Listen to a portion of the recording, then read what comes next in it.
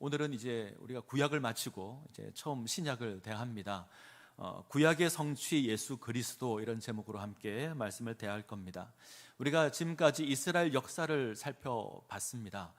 솔로몬부터 시작해서 이제 북이스라엘, 남유다, 이렇게 분열 왕조를 하나씩 살폈습니다.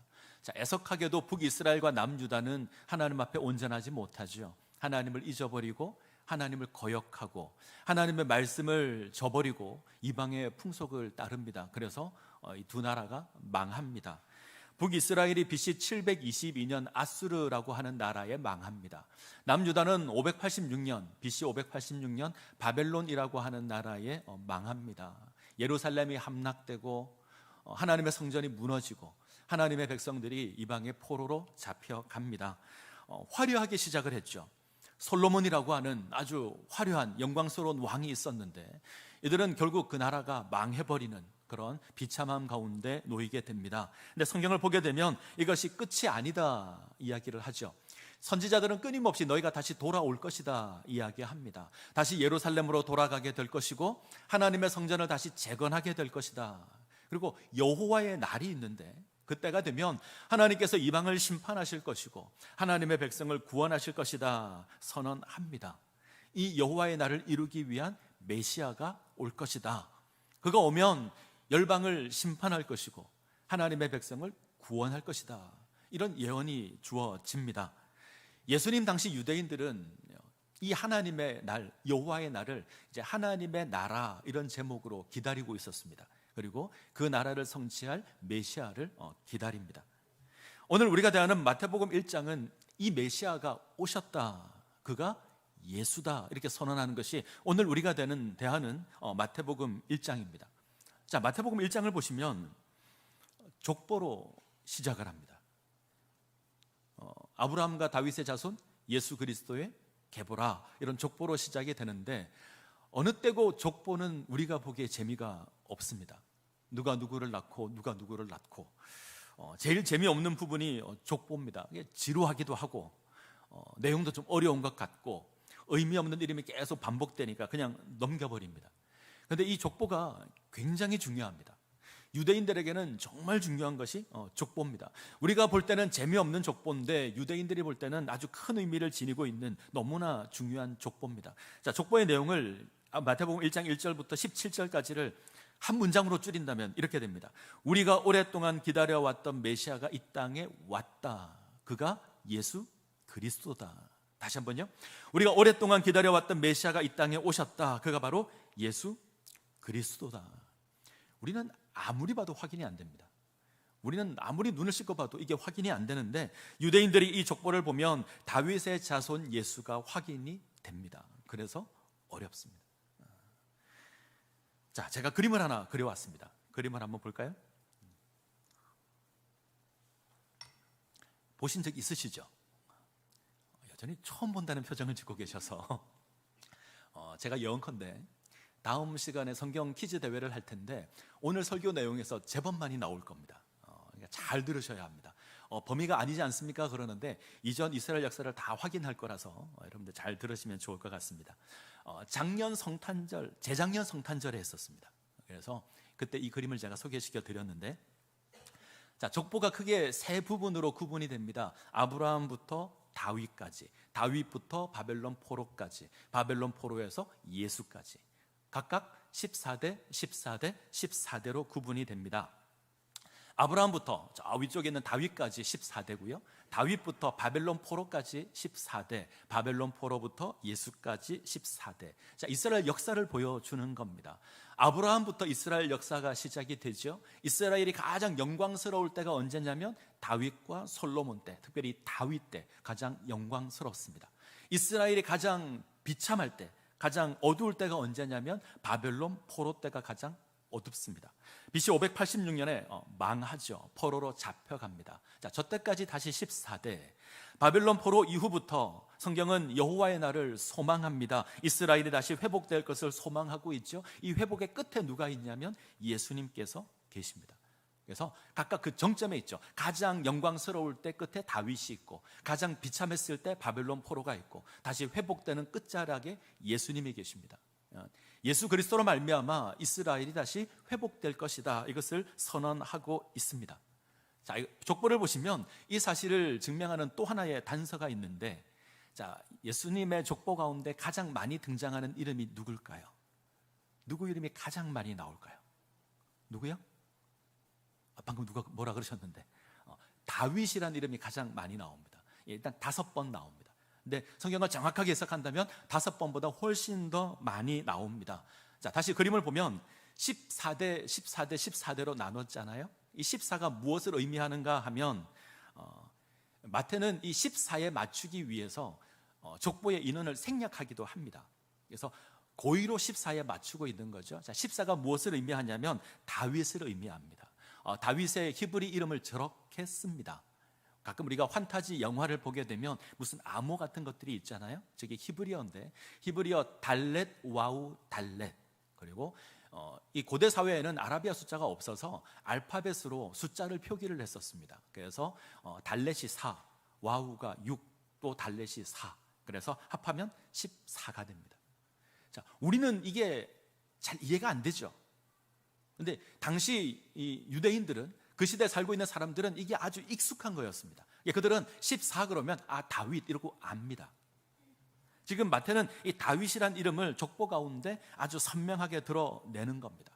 자, 그래서 정리를 하면 구약에서 예언한 다윗의 자손이 지금 이 땅 가운데 오셨다. 그가 바로 예수 그리스도다. 이 예수 그리스도께서 이스라엘을 다시 회복시켜 주실 것이다.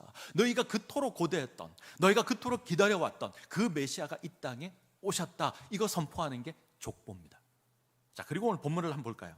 오늘 본문을 보면 황당한 사건으로 시작을 하죠.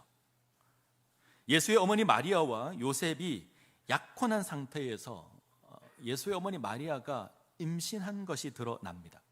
아직 결혼하지 않았습니다. 약혼의 관계인데 마리아가 아이를 가졌습니다.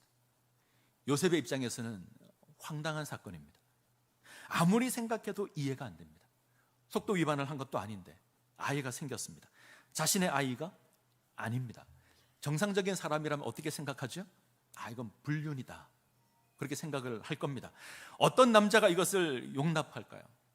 그죠? 어떤 사람이 이것을 용납하겠습니까? 그래서 가만히 관계를 끊고자 합니다. 관계를 끊는다, 파혼한다. 요셉이 이 약혼을 깨고 파혼하기를 원합니다. 자, 요셉이 이렇게 행하는 이유가 있습니다. 그것은 그가 의로운 사람이기 때문에 그렇습니다. 19절, 그의 남편 요셉은 의로운 사람이라 그를 드러내지 아니하고 가만히 끊고자 하여. 이때 의롭다라는 건 율법을 지키는 의로움입니다. 율법을 잘 지키는 그 의로움을 중요하게 생각하는 요셉인데, 약혼한 마리아가 임신을 했습니다. 결코 있을 수 없는 일이죠.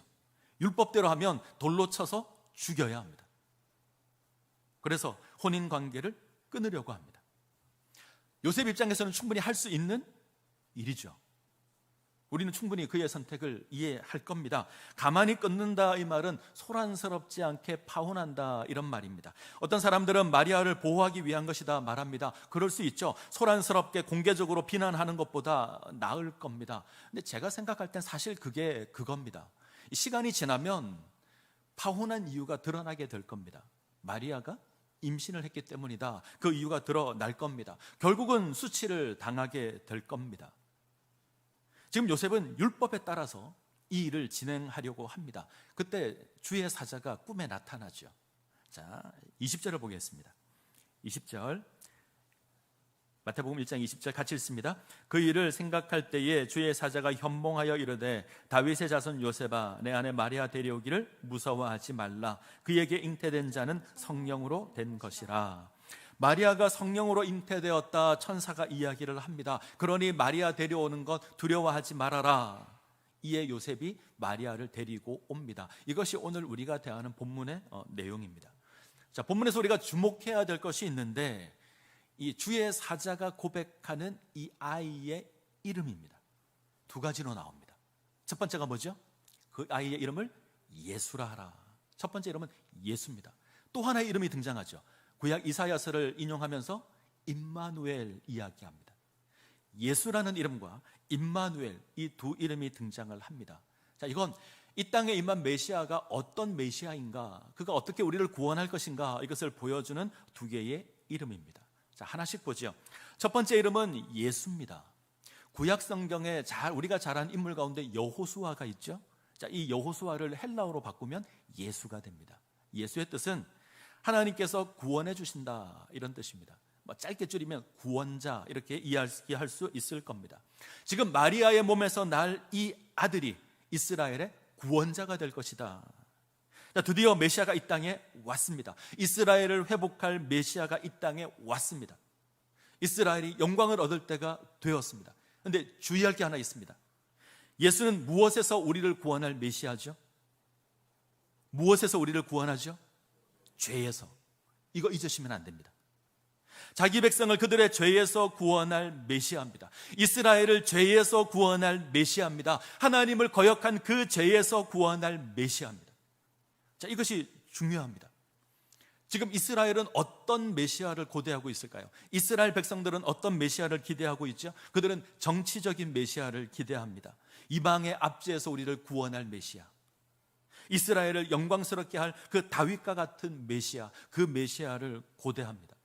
이스라엘은 오랫동안 이방의 지배 가운데 있습니다. 이방의 통치를 받았습니다.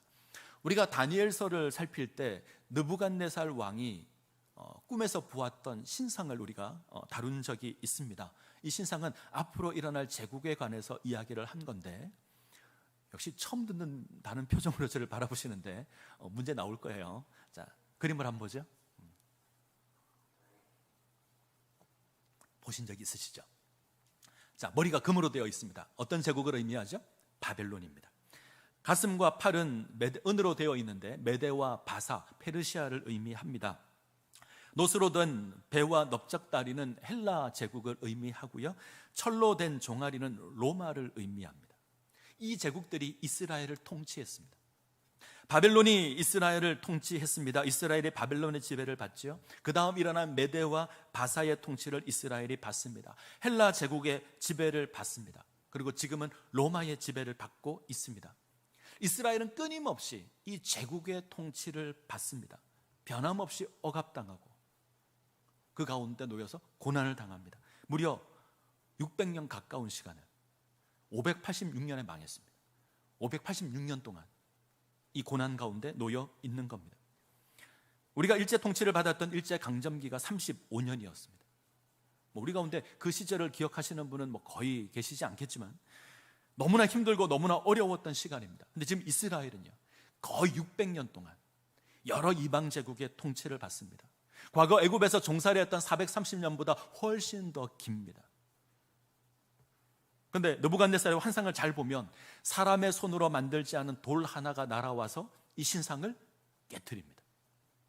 이 땅에 임할 메시아를 상징하는 겁니다. 하나님의 메시아가 나타나서 이방 민족을 심판하겠다라는 거죠. 그리고 영원한 하나님 나라를 세울 겁니다. 자, 유대인들은 이 메시아를 기다립니다. 사람의 손으로 만들지 않은 돌 하나와 같은 그 메시아, 이 메시아가 오면 이 모든 제국을 쳐서 무너뜨릴 것이다.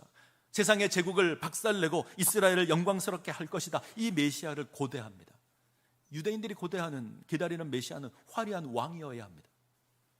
화려한 용사이어야 합니다. 다윗과 같은 왕이 와야 합니다. 철저하게 정치적입니다. 이 땅에 와서 우리를 구원하여서 우리를 영광스럽게 만들 그 메시아, 그 정치적인 메시아를 고대하고 우리의 먹고 마실 문제를 해결할 경제적인 메시아를 고대합니다. 그런데 지금 천사가 와서 어떤 메시아를 이야기하죠? 죄에서 구원할 메시아를 이야기합니다. 죄가 무엇입니까?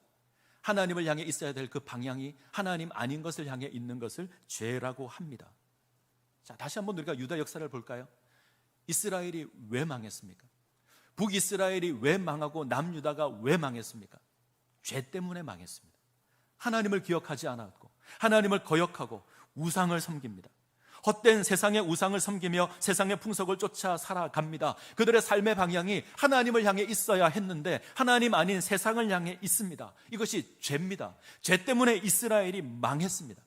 그래서 그 죄에서 구원할 메시아가 오는 겁니다. 자, 우리가 잊으면 안 될 것이, 예수님은 우리의 죄의 문제를 해결할 메시아입니다. 로마로부터 구원할 메시아가 아닙니다. 우리의 먹고 사는 문제를 해결할 메시아가 아닙니다. 하나님을 거역했던 우리의 죄의 문제를 해결할 메시아가 예수 그리스도입니다. 유대인들이 예수님을 왜 죽였을까요? 그토록 기다렸는데, 그토록 소망했는데 자기들이 기대한 메시아가 아니기 때문에 죽였습니다. 그들은 정치적인 왕을 기대했습니다. 경제적인 왕을 기대를 했습니다. 철저하게 정치적인 메시아를 고대합니다. 그런데 아무리 보아도 예수님께는 그런 모습이 없습니다. 자신들을 의롭게 인정해 줄 메시아를 고대했는데 예수님은 세리와 죄인들과 어울리고요, 도리어 종교 지도자들을 비판합니다. 그래서 죽였습니다. 만약 우리가 세상의 헛된 영광을 구하는 메시아를 고대한다면 잘못 생각하신 겁니다. 예수님께서는 우리의 죄의 문제를 해결할 메시아입니다. 우리의 정치적인 문제를 해결해 줄 메시아가 아닙니다. 우리가 잊지 않으셔야 합니다. 자, 두 번째 우리가 확인해야 될 예수님의 이름이 있죠. 임마누엘입니다. 자, 23절을 한번 볼까요? 마태복음 1장 23절. 자, 같이 읽습니다. 보라, 처녀가 잉태하여 아들을 낳을 것이요 그의 이름은 임마누엘이라 하리라 하셨으니 이를 번역한즉 하나님이 우리와 함께 계시다 함이라. 임마누엘, 하나님께서 우리와 함께 계신다. 자, 이 이름은 하나님께서 우리를 어떻게 구원하실 것인가, 이것에 관한 이름입니다. 우리를 어떻게 죄에서 구원하실까요? 하나님께서 이 땅 가운데 친히 임하셔서 우리와 함께 하시는 것으로 우리를 구원하십니다. 자, 이 예언이 이사야서 7장에서 어제 옮겨져 왔습니다. 이사야 7장을 한번 가보죠. 구약성경 이사야 7장.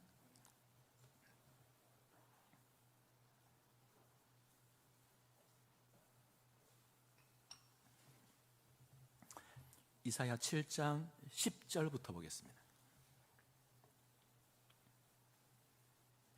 이사야 7장 10절에서 14절. 구약성경 이사야 7장 10절로 14절까지 교독합니다. 10절 제가 먼저 읽습니다. 여호와께서 또 아하스에게 말씀하여 이르시되 너는 내 하나님 여호와께 한 징조를 구하되 깊은 데에서든지 높은 데에서든지 구하라 하시니 아하스가 이르되 나는 구하지 아니하겠나이다. 나는 여호와를 시험하지 아니하겠나이다 한지라.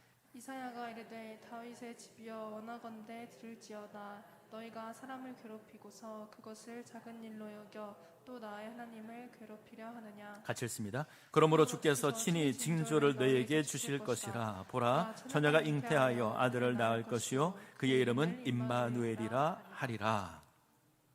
이야기가 조금 길 수 있는데 우리가 알고 있는 이야기입니다. 다시 한번 확인했으면 좋겠습니다. 이 예언이 주어진 때는 유다왕 아하스 때입니다. 아하스 조금 낯설죠, 여전히. 히스기야 아시죠? 히스기야 왕의 아버지가 아하스입니다. 이 아하스 때 세상을 다스리던 그 제국의 이름이 아수르입니다. 지도를 한번 볼까요? 자, 살색으로 되어 있는 큰 땅덩어리가 아수르입니다. 아수르가 세상을 다스리죠. 그러니까 몇몇 나라들이 모여서 아수르에 대항하기를 원합니다. 대표적인 나라가 북이스라엘 그리고 아람, 이 두 나라가 힘을 합쳐서, 그리고 주변에 있는 여러 나라가 힘을 합쳐서 우리가 아수르에 대항하자 이제 동맹을 맺습니다. 그리고 남유다에게, 아하스에게 손을 내밀죠. 너도 함께하자. 우리가 함께 힘을 합쳐서 저 아수르와 맞서 싸우자. 그런데 아하스가 함께 할까요? 함께하지 않습니다. 그러자 북이스라엘과 아람이 남유다를 공격하는 겁니다. 성경에는 북이스라엘과 남유다만 나오지만 사실 역사를 보게 되면 옆에 있는 블레셋이나 아래쪽에 있는 에돔이나 심지어 옆에 있는 모압까지 유다를 공격합니다. 다음 지도를 보시면 저렇게 공격을 하죠. 자, 이때 이사야 선지자가 아하스를 찾아갑니다. 그리고 하나님의 약속을 선포하죠. 하나님께서 유다를 지켜주실 것이다. 하나님께서 저 민족들로부터 유다를 지켜주실 것이다. 그러니 너는 두려워하지 말라. 저들의 계획은 서지 못하고 이루어지지 않을 거야. 자, 큰 어려움 가운데 놓인 그 아하스에게 하나님의 구원을 선포합니다. 이것을 잘 안 믿을 것 같아서 너는 징조를 구하라. 내가 어떤 징조든지 내가 응답해 주겠다. 그것이 하늘의 징조든 땅의 징조든 구하라 그럽니다. 아하스가 구했을까요? 안 구합니다. 오늘 방금 읽었던 내용이 나오죠. 아하스가 이르되 나는 구하지 아니하겠나이다. 나는 여호와를 시험하지 아니하겠나이다 한지라. 아무것도 구하지 않습니다. 나는 하나님 시험하지 않겠습니다 고백합니다. 아주 고상한 고백처럼 보이고 믿음의 고백처럼 보이지만 아닙니다. 나는 하나님 신뢰하지 않겠습니다 이런 말입니다. 나는 눈에 보이지 않는 하나님 믿지 않습니다. 하나님 믿지 않기에 징조도 구하지 않는 겁니다. 하나님을 거역하고 눈에 보이는 아수르를 의지합니다.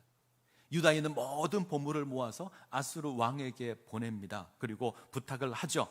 지금 당신을 반대하는 저 나라들이 나를 공격하고 있는데 당신이 와서 나를 좀 구원해 주십시오.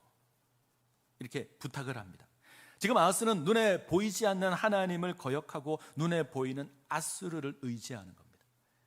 하나님께서 친히 구원해 주겠다 약속하셨는데 거절합니다.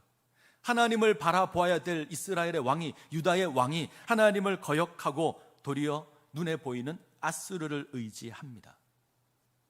자, 이것을 인해서 주어진 징조가, 이때 이렇게 모습이 주어지자 이사야가 친히 징조를 하나 선포하죠. 그것이 오늘 우리가 보고 있는 내용입니다. 보라, 처녀가 잉태하여 아들을 낳을 것이요 그 이름을 임마누엘이라 하라.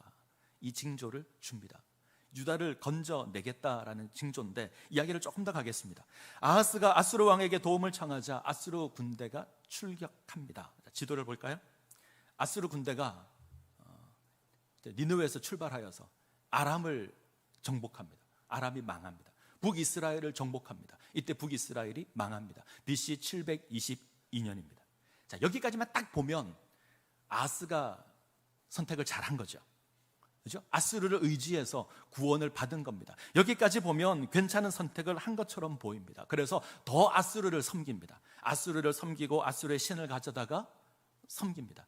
하나님은 도무지 기억하지를 않습니다. 자, 이때 하나님께서 이 유다를 심판하십니다. 어떻게 심판하냐면 유다가 의지했던 그 아수르를 들어서 유다를 치십니다.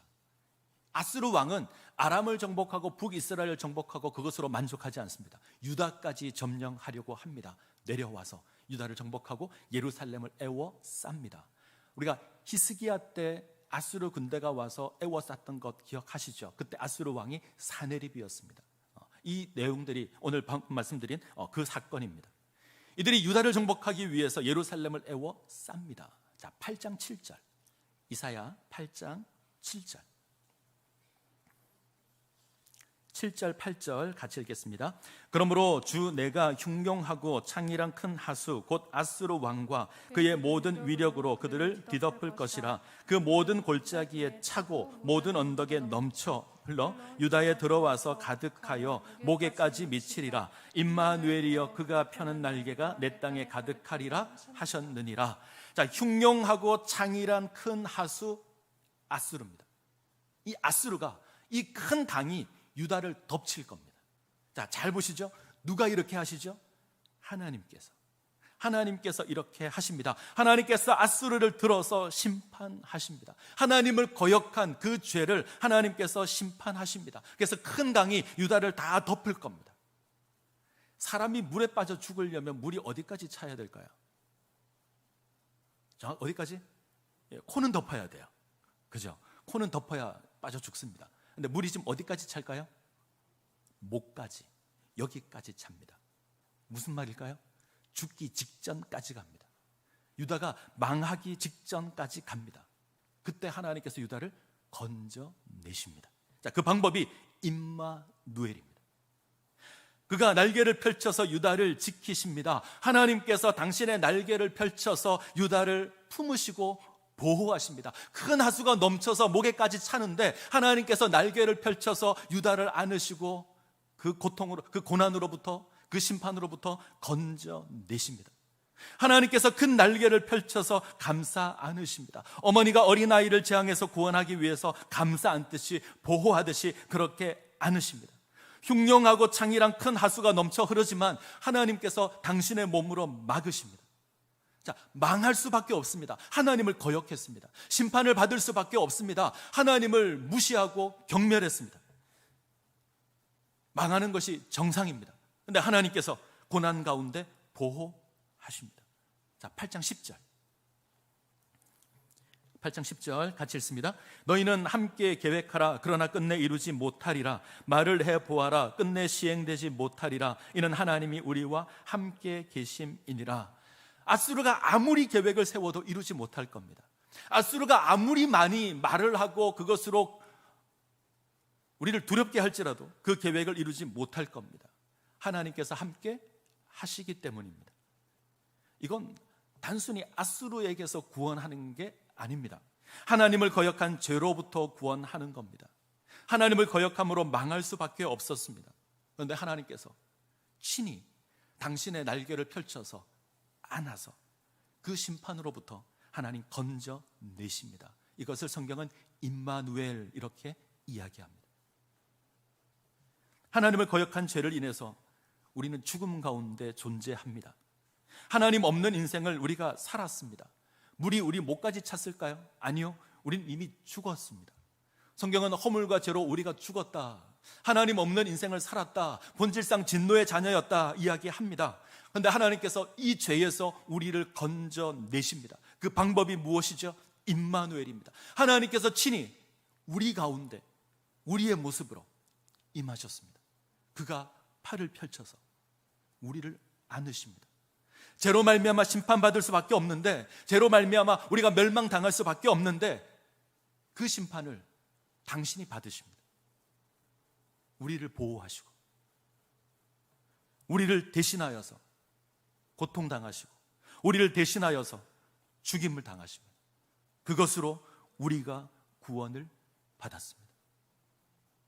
우리가 아직 죄인 되었을 때에 그리스도께서 우리를 위하여 죽으심으로 하나님께서 우리에게 대한 자기 사랑을 확증하셨느니라. 우리가 아직 죄인 되었을 때에, 우리가 아직 죽음 가운데 있을 때에, 우리에게 아무런 소망이 없었을 때에 그리스도께서 우리를 위하여 죽으심으로, 우리 죄를 위하여 죽으심으로 우리를 구원하셨습니다. 이 구원자의 이름이 임마누엘입니다. 그가 나를 날개로 안으시고 내가 당할 그 고난 그분이 당하시고 내가 당할 죽음 그분이 당하시고 그것으로 우리를 부르시고 구원하셨습니다. 이것을 위해서 이 땅 가운데 오셨습니다. 임마누엘입니다. 자, 정리하겠습니다. 오랫동안 구약의 선지자를 통해서 예언되었던 그 구원자가 이 땅에 왔습니다. 그 메시아가 이 땅에 왔습니다. 그는 우리를 죄에서, 하나님을 거역한 죄에서 구원할 구원자입니다. 그가 우리 가운데 친히 임하셔서 우리를 건져내실 겁니다. 하나님을 거역한 그 죄에서 우리를 건져내실 겁니다. 이 놀라운 구원의 역사를 이루실 분이 바로 예수 그리스도십니다. 이 예수를 기억하셔야 합니다. 그리고 우리에게 요구되는 삶이 있습니다. 자, 마태복음 1장으로 다시 돌아가시면 우리에게 요구되는 것은 마리아를 데려와야 합니다. 하나님의 놀라운 구원을 받아들이는 겁니다. 그 놀라운 구원에 순종하는 겁니다. 죄는 우리 힘으로 해결되지 않습니다. 죄는 우리의 능력으로 해결할 수 있는 게 아닙니다. 우리가 아무리 의롭다고 할지라도 불가능합니다. 자, 요셉을 한번 보십시오. 그가 율법을 따라 살아가는 의로운 자였습니다. 그런데 그가 하려고 하는 게 뭐죠? 하나님의 구원의 역사를 끊으려고 합니다. 오직 하나님의 은혜를 받아들일 때에 죄의 문제가 해결될 겁니다. 그것이 무엇인가 하면 마리아를 데리고 오는 겁니다. 그것으로 하나님의 구원의 역사에 동참하는 겁니다. 쉬울까요? 어렵습니다. 마리아를 데려오는 것 절대 쉽지 않습니다. 먼저 상식적으로 이해가 안 됩니다. 어떻게 처녀가 아이를 갖죠? 결혼한 적이 없는데, 관계를 맺은 적이 없는데 어떻게 아이를 가질 수 있습니까? 이거 상식을 넘어서는 겁니다. 우리 이성으로는 이해가 되지 않는 겁니다. 나아가서 예수가 나의 죄를 대신하여 십자가의 죽음을 당했다, 어떻게 믿죠? 죽은 자가 부활했다, 우리 그걸 어떻게 믿습니까? 상식적으로 이해가 안 됩니다. 때문에 세상 사람들은 이것을 끊어버립니다. 인정하지 않습니다. 끊어버립니다. 가만히 끊는 것도 아닙니다. 노골적으로 끊어버립니다. 근데 우리는 그것을 믿고 고백하는 자들입니다. 마리아를 데리고 오셔야 합니다. 아울러 그건 두려운 겁니다. 요셉은 마리아 데려오는 것을 두려워합니다. 왜 그랬을까? 유대인들의 약혼은 우리보다 그 의미가 강합니다. 요즘 우리 약혼식 잘 안 하죠. 예전에는 있었던 것 같은데 결혼하겠다는 것을 이제 약속하는 간단한 언약식이 약혼식인데, 이스라엘에는 이 약혼식이 결혼식과 의미가 거의 같습니다. 약혼했다, 결혼했다, 사실 같은 말인데 대신 결혼식 할 때까지 함께 지내지 않습니다. 이 시간 동안 준비하는 거죠. 정결을 지키고 준비합니다. 서로 같이 살지도 않습니다. 자, 그런데 아이가 태어납니다. 요셉과 마리아 사이에 아이가 생겨나면 이 사람들은 이 아이를 어떻게 생각할까요? 요셉의 아이라고 생각할까요? 요셉의 아이가 아니라고 생각할까요? 뭐 보는 입장에 따라 좀 다를 수 있습니다. 근데 어느 쪽이라고 하더라도 불편합니다. 요셉의 아이라고 하면 이 두 부부가 정결의 시간을 지키지 않았다 이래서 비난을 받을 겁니다.